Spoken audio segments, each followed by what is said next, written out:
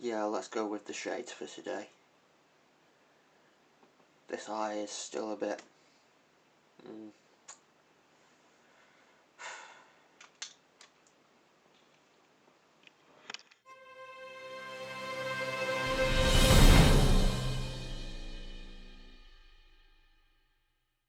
Alright, so let's do another Q&A. Let's make it a travel Q&A this time.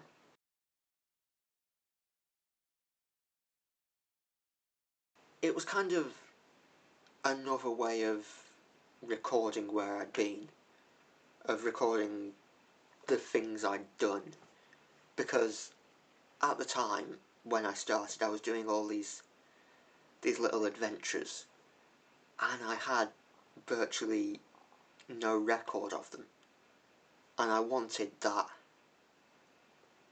little record for posterity and for myself, so I could go back years later and say, oh yeah, that's when I went to Lancaster or Liverpool or something like that. I started them for myself, and that's why I've kept on doing them. Why I've now done nearly 70 different pieces now, and it's all for myself. Yeah, sharing them is nice.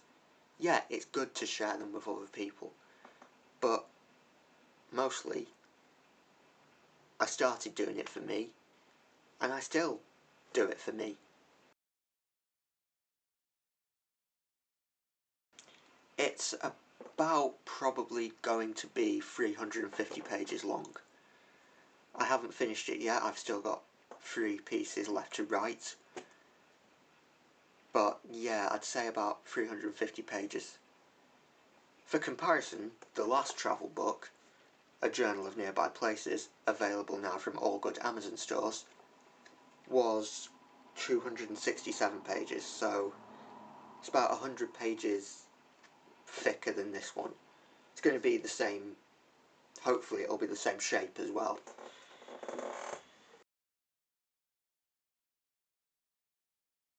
When I did radio, I had a sweeper voice that I did. A sweeper is one of those things that goes after the songs and says, hey, you're listening to Storm FM on 87.7 Longwave. Longwave? And the voice I came up with was a sort of American voice.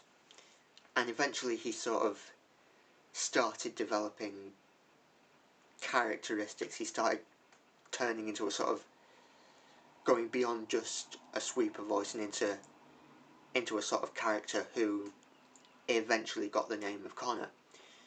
I can't remember why I called him that, but he ended up with the name Connor. When I came back here, I didn't want to be a sort of ghost at the feast. I didn't want to go back into radio, because it felt a bit weird to go back. So Connor was left behind. So then the travel letters became a sort of way of... They became sort of...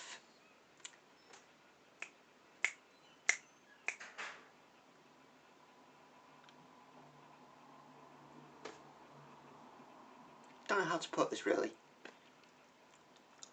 So because I'd left him behind, the travel letters became sort of like a nod to my undergraduate days.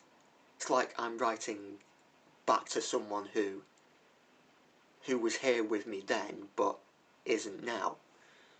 Is my voice going funny? Feels like it's cracking. Feels like I'm losing it.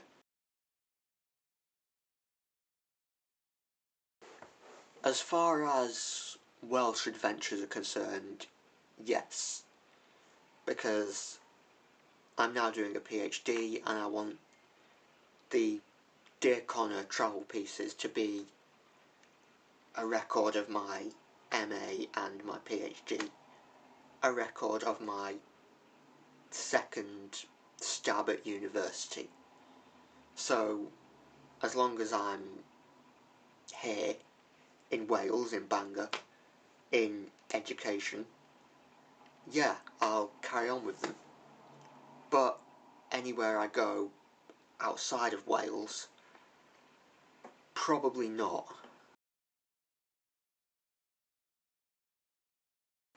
I'd go to Norway, but I can't afford it at the minute. I really would like to do the Baltic, actually do Copenhagen. I'd like to go down to Italy, Sicily, Naples, Rome, maybe not Rome, maybe Rome. Florence, definitely, I want to do Florence. Istanbul, Constantinople as well. It's just international travel. It's been a bit difficult the last few years, but hopefully soon. Where I was previously living, about 10 miles away, there was a place called Dead Lake, and I did intend to go there, but it would have taken 2 trains and about £15 just to go and see this lake, and it just wasn't worth it, so I never went there. I was going to go to Dublin this year, because now I'm like really close, it's just a ferry ride away, but because of the shit that happened with my previous house, and because of some of the shit that's going on right now, I've not been able to do that this year. But maybe next year, Dublin, yeah. North East Wales as well. I still need to get around to doing North East Wales. And the middle of nowhere. I still haven't done the middle of nowhere.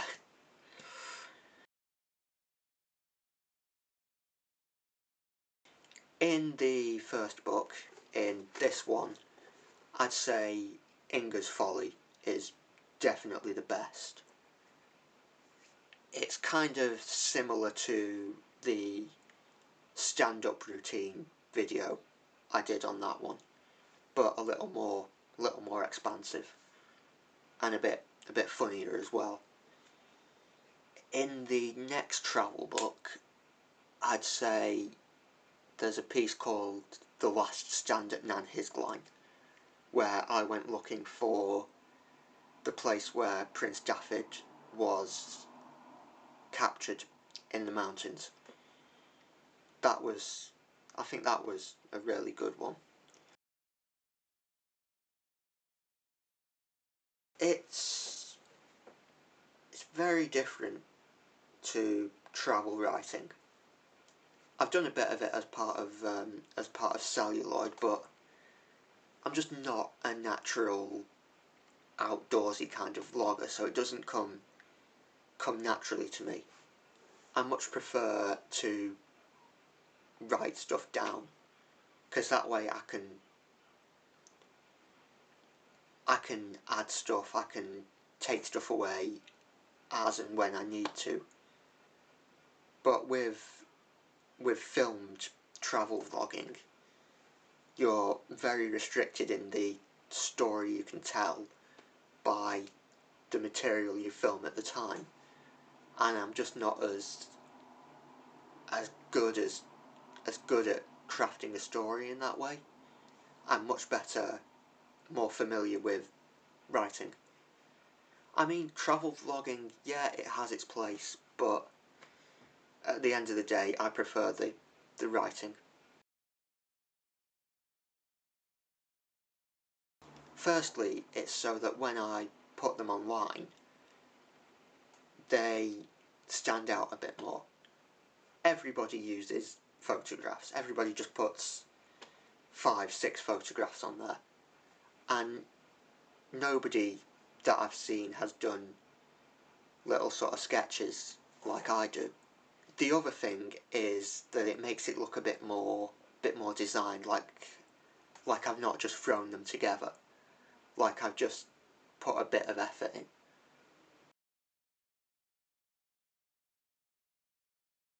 Firstly, go where I want to go. Don't let other people dictate it, don't let travel guides dictate it. go where I want to go and not where I think I need to go to write a good travel piece. Secondly, 100% honesty. Tell the truth, the whole truth, and nothing but the truth. And lastly, don't sugarcoat things. Tell it how it is. If there's a problem, mention the problem. If there's issues, if there's faults, make sure to put that in there. Travel isn't some fanciful, happy-go-lucky world. Sometimes there are problems, and a good travel writer should include those. So don't sugarcoat things.